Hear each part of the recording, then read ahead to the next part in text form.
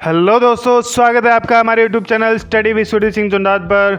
दोस्तों, आज हम आपके लिए लेकर के आए हैं 11th क्लास की ज्योग्राफी का चैप्टर 3, जिसका नाम है हमारी पृथ्वी की आंतरिक संरचना, या जिसको हम इंग्लिश में बोल सकते हैं internal structure of the earth. तो आज दोस्तों इसका हम पार्ट 3 लेकर के आए हैं। इससे पहले हमने पार्ट 1 और पार्ट 2 में जानने की कोशिश करी थी कि हमारी पृथ्वी की संरचना को अगर जानना है, हमारी इंटरनल स्ट्रक्चर, पृथ्वी के इंटरनल स्ट्रक्चर को हमें समझना है, तो हम कौन कौन से सोर्सेज का यूज़ कर सकते हैं। तो हमने पार्ट 1 में जाना था कि हमारे पास में दो तरह के सोर्स होंगे, एक होगा डायरेक्ट सोर्स, एक होगा इनडायरेक्ट सोर्स। या डायरेक्ट सोर्स को हम बोल सकते हैं प्रत्यक्ष स्रोत और इनडायरेक्ट को बोलेंगे अप्रत्यक्ष स्रोत। तो इन दोनों स्रोत की सहायता से, इन दोनों सोर्सेज की सहायता से हम जान सकते हैं कि हमारी पृथ्वी की आंतरिक संरचना कैसी होगी। ये हमने पार्ट 1 में डिस्कशन किया था। अब पार्ट 2 में हमने चर्चा करी थी कि किस तरह से हम अर्थक्वेक, जो कि एक इनडायरेक्ट सोर्स है पृथ्वी की आंतरिक संरचना को जानने के लिए, तो अर्थक्वेक की सहायता से हम किस तरह से जान सकते हैं कि हमारी पृथ्वी की आंतरिक संरचना कैसी होगी। उसमें हमने चर्चा करी थी कि किस तरह से हमारे अर्थक्वेक आते हैं, उनकी तरंगे कैसे निकलती है, उन तरंगों का रोल क्या होता है, किस तरह से छाया क्षेत्र बनते हैं, शेडो जोन बनते हैं। इन सब के बारे में हमने पार्ट 2 में डिस्कशन किया था। तो फाइनली आज हम पार्ट 3 में आ चुके हैं। अपना टाइटल जो है चैप्टर का कि पृथ्वी की आंतरिक संरचना, उसी आंतरिक संरचना को आज हम जानने वाले हैं कि हमारी पृथ्वी की आंतरिक संरचना कैसी होगी। दोस्तों, वीडियो अच्छा लगे तो वीडियो को लाइक करें, दोस्तों के साथ शेयर करें और चैनल को सब्सक्राइब करना बिल्कुल भी ना भूलें। तो दोस्तों, आज स्टार्ट करते हैं आज का पहला टॉपिक, जिसका नाम है पृथ्वी की संरचना, या जिसको हम इंग्लिश में बोल सकते हैं स्ट्रक्चर ऑफ द अर्थ। तो हम बात करते हैं हमारी पृथ्वी की संरचना की। तो हमारी पृथ्वी की जो संरचना होती है, हमारी पृथ्वी का जो स्ट्रक्चर होता है, वो 3 लेयर में डिवाइड होता है। कौन कौन सी? एक तो होगी भूपर्पटी, जिसको हम इंग्लिश में बोलेंगे द क्रस्ट। एक होगा मेंटल को हम मेंटल ही बोलेंगे, और क्रोड को हम बोलेंगे कोर। तो ये 3 लेयर होती हैं जो कि क्या करती है, हमारी पृथ्वी का निर्माण करती है। ठीक है, तो हम डायग्राम में देखते हैं तो हमें सबसे पहले मिलता है हमारा क्रस्ट। सबसे पहले ऊपर क्या मिलेगा, हमें क्रस्ट मिलेगा। हम पृथ्वी पे जहाँ खड़े हैं वो क्या है, वो क्रस्ट वाला एरिया है। उसके बाद में हम थोड़ा अंदर की तरफ जाने की कोशिश करते हैं तो हमें क्या मिलेगा, हमें मिलेगा मेंटल।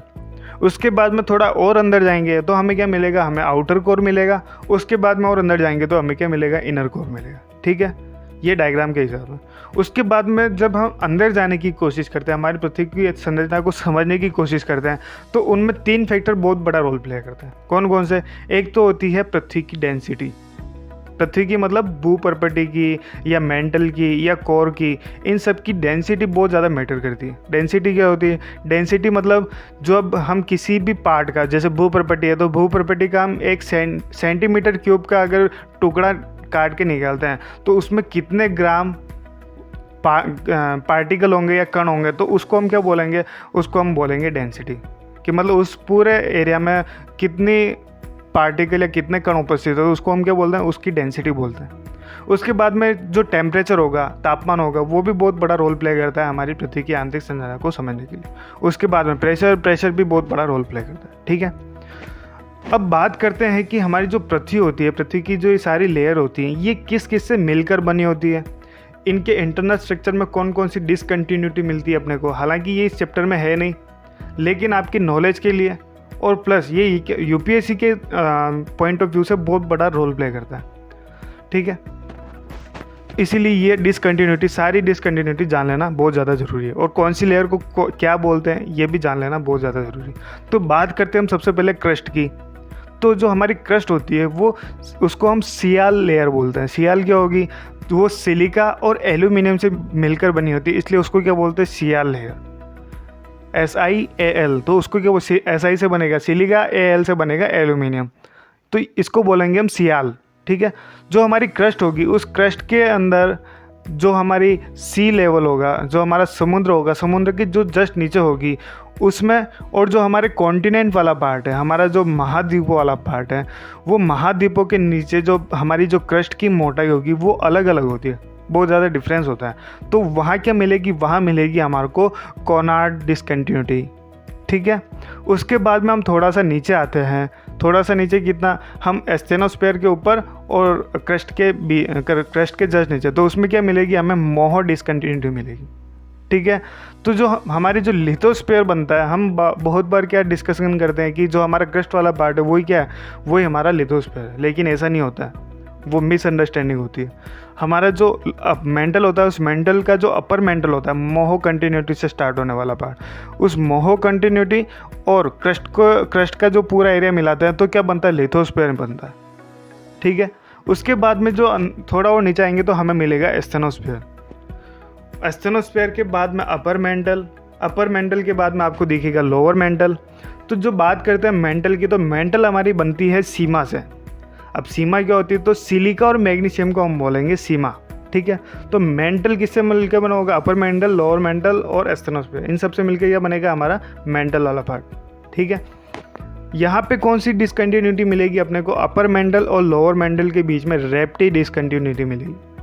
उसके बाद में हम बात करते हैं लोअर मेंटल और आउटर कोर के बीच में हमने को गुटेनबर्ग डिसकंटिन्यूटी मिलेगी। उसके बाद में आउटर कोर और इनर कोर के बीच में लेहमैन डिसकंटिन्यूटी मिलेगी, ठीक है। जो हमारी कोर वाली सरफेस होगी वो किससे मिलके बनी होगी, नीफे से। नीफे मतलब निकल और फेरस, ठीक है। तो इसको कौन सी लेयर बोलेंगे अपन, नीफे लेयर भी बोल सकते हैं, ठीक है। अब बात करते हैं कि कौन से एरिया को क्या बोलते हैं। जो क्रस्ट वाला पार्ट था, आपने को बता दिया था कि क्रस्ट और जो मोहो डिसकंटिन्यूटी वाला पार्ट है उसको हम क्या बोलते हैं, लिथोस्फीयर बोलते हैं, अपर मेंटल वाले पार्ट को, ठीक है।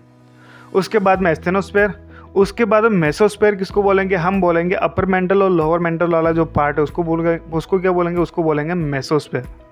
उसके बाद में जो आउटर कोर और इनर कोर है उसको हम क्या बोलेंगे, उसको बोलेंगे बेरिस्फीयर। तो ये है पूरा हमारा पृथ्वी का इंटरनल स्ट्रक्चर, और यही बहुत ज़्यादा इंपॉर्टेंट है। अगर आपको ये डायग्राम याद हो जाता है तो लगभग आपकी पूरी समस्या ही सोल्व हो जाएगी इस पूरे चैप्टर से रिलेटेड, ठीक है। उसके बाद में हम इस डायग्राम को जान लेते हैं कि जो हमारा एटमॉस्फेयर होता है, एटमॉस्फेयर के जस्ट नीचे आपको मिलेगी हमारी क्रस्ट के जस्ट नीचे जाएंगे तो हमें मेंटल में कौन कौन से पार्ट होंगे, अपर मेंटल और लोअर मेंटल। लेकिन इससे जस्ट ऊपर क्या मिलेगी अपने को, मोहो डिसकंटिन्यूटी मिलेगी अकॉर्डिंग टू आवर एनसीईआरटी। हमारी एनसीईआरटी के अनुसार हमें क्या मिलेगी, मोहो डिसकंटिन्यूटी मिलेगी। उसके बाद में हम थोड़ा और अंदर जाएंगे तो हमें क्या मिलेंगे, हमें दो कोर मिलेगी। कौन कौन सी, एक तो आउटर कोर, एक मिलेगी इनर कोर।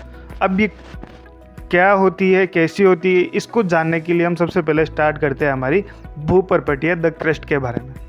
तो हमारी भूपर्पटी की बात करते हैं, हम क्रस्ट की बात करते हैं, तो ये ठोस पृथ्वी का सबसे भारी भाग होता है। जैसा कि हम जानते हैं, हमने पहले डिस्कस कर लिया कि हमारी भूपर्पटीय क्रस्ट है, तो क्रस्ट क्या, पृथ्वी का सबसे भारी वाला भाग क्या कहलाता है, क्रस्ट कहलाता है।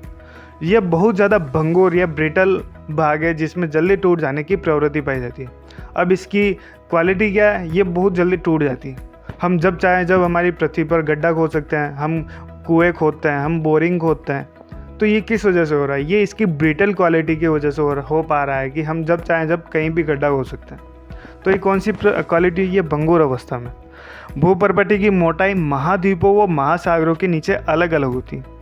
अब ये सबसे शानदार पॉइंट है कि जो हमारी भूपर्पटी होती है या क्रस्ट होती है उसकी मोटाई महाद्वीपों और महासागरों के नीचे क्या होती है, अलग अलग होती है। अब ऐसा क्यों हुआ, ऐसा इसलिए होता है कि जो हमारे महासागरों के नीचे जो भूपर्पटी की मोटाई है वो क्या होती है, उसमें क्या डेंसिटी कम होती है, डेंसिटी ज़्यादा होती है, मतलब उसके पार्टिकल होंगे वो बहुत ज़्यादा पास होते हैं। इसकी वजह से क्या होगा, इसकी वजह से जो भूपर्पटी की मोटाई होगी हमारे महासागरों के नीचे, उसकी मोटाई पतली कम हो जाएगी। जबकि कंपैरिजन में हम बात करते हैं महाद्वीपों की, तो महाद्वीपों के नीचे क्या होता है, उसकी मोटाई बढ़ती जाती है।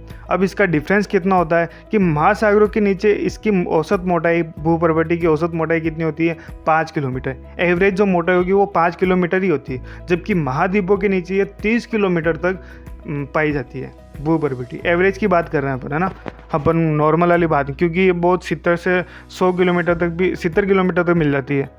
कि कहाँ मिलेगी, ये हमारे जो पर्वत वाले क्षेत्र होते हैं, हमारे हिल्स वाले एरिया होता है, वहाँ क्या मिलोग कई किलोमीटर तक अंदर होती है। अब ऐसा क्यों होता है, ऐसा होने के पीछे एक कारण ये भी होता है कि जैसे हम मकान बनाते हो तो हमारे मकान के नींव में या हमारे मकान के फाउंडेशन में एक मंजिल जितना, मतलब बहुत गहराई में अपन नींव भी खोदते हैं।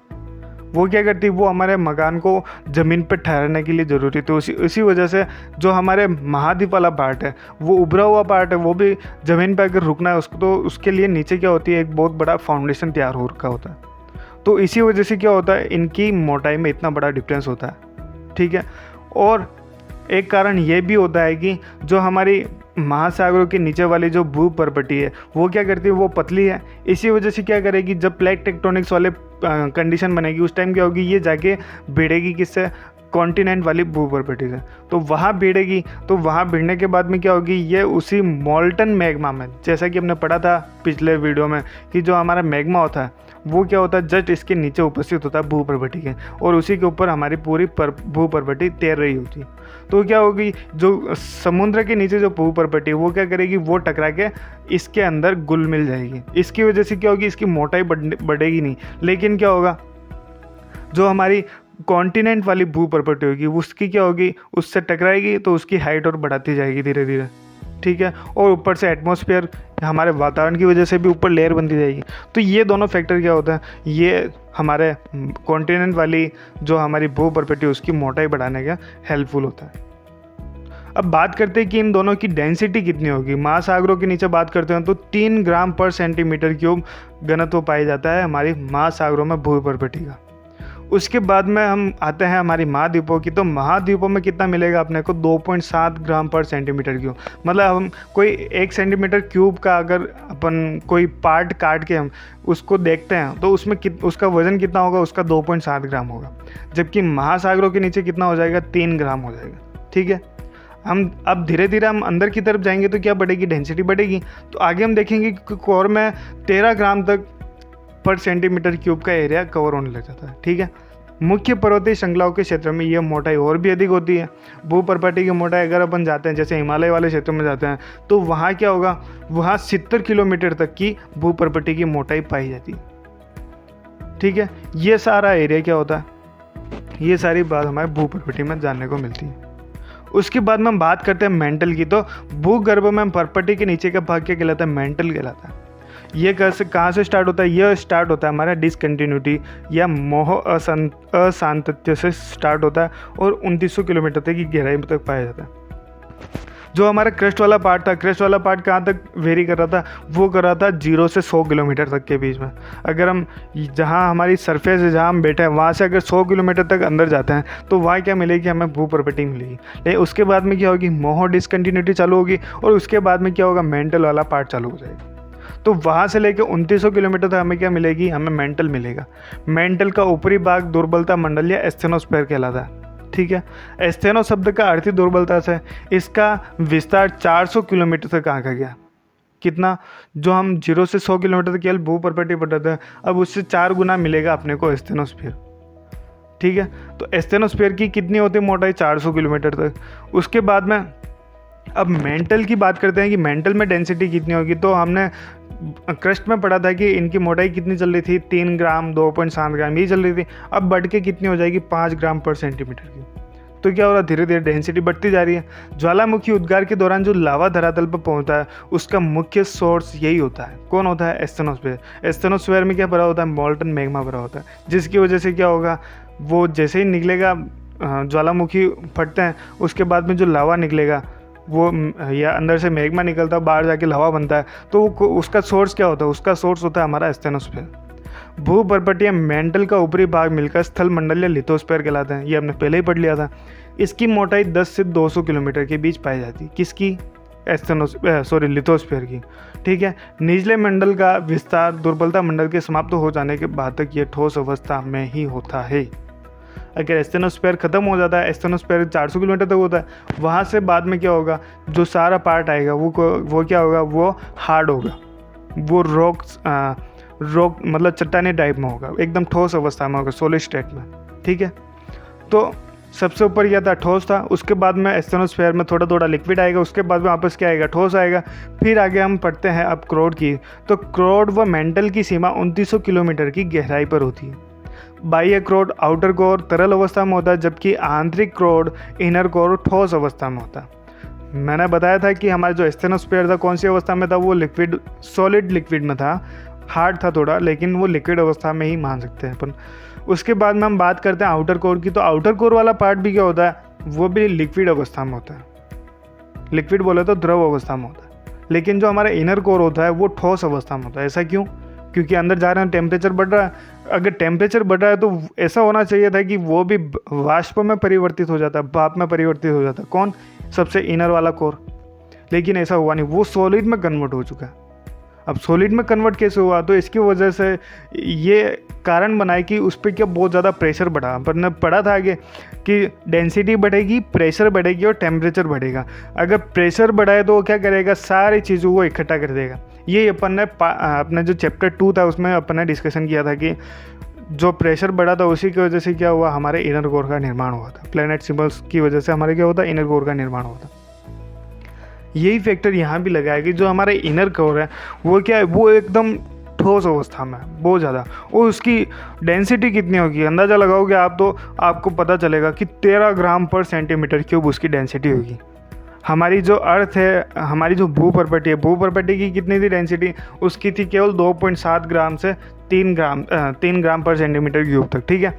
लेकिन अब उसके कंपैरिजन में देखोगे आप डेंसिटी किसकी? क्रोड की, तो उसकी डेंसिटी मिलेगी आपको 13 ग्राम पर सेंटीमीटर। अपन ने मेंटल के पढ़ा था 5 ग्राम। अब कंपैरिजन देखोगे तो आपको बहुत फील हो जाएगा कि बहुत ज़्यादा मतलब डेंस एरिया होगा, बहुत ज़्यादा सॉलिड स्टेट होगी। अब बात करते हैं कोर की साइज़। तो कोर की साइज़ कितनी बड़ी होगी? कोर की साइज़ होती है हमारी एक पूरे चंद्रमा समझ जाए इतनी बड़ी कोर की साइज़ होती है। क्रोड भारी पदार्थ मुख्यतः निकिल पर लोहे वो जिसको हम इंग्लिश में बोल सकते हैं फेरम का बना होता है। इसे निफे परत के नाम से भी जाना जाता है, ठीक है। क्रोड किससे मिलकर बना होता है? निकल से। और किससे बना होता है? फेरस से। इसलिए इसे क्या बोलते हैं? निफे। तो इसको निफे लेयर के नाम से भी जाना जाता है। आगे अपन ने पढ़ ही लिया था। आगे वो वाला डायग्राम हमेशा याद रखना, वो सबसे इम्पोर्टेंट डायग्राम है इस पूरे वीडियो का और इस पूरे चैप्टर का। अगर वो समझ में आ जाता है तो आपको सब कुछ समझ में आएगा। यही था आज का पूरा वीडियो अच्छा लगा तो वीडियो को लाइक करें, दोस्तों के साथ शेयर करें और चैनल को सब्सक्राइब करना बिल्कुल भी ना भूलें। जय हिंद।